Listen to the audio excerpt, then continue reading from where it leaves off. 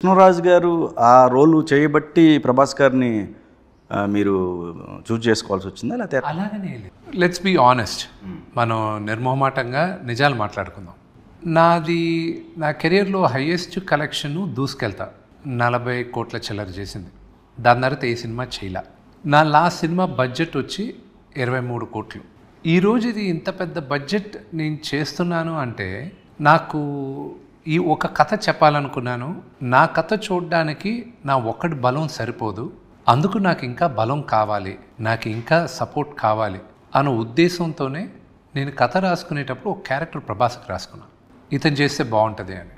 మోహన్ లాల్ గారికి రాసుకున్నాను, ఇతను చేస్తే బాగుంటుంది అని. ఈయన మోహన్ లాల్ గారు, ప్రభాస్, వీళ్ళిద్దరి క్యారెక్టర్స్ నేను ఎప్పుడూ రాసుకున్నాను. అండ్ దాంట్లో కొన్ని మార్పులు చేపులు ఉన్న ఒక క్యారెక్టర్, 2 క్యారెక్టర్లు ఉన్నాయి అని అడిగితే ప్రభాస్ నాకు ఈ క్యారెక్టరే చేస్తానని ఆయన చెప్పారు.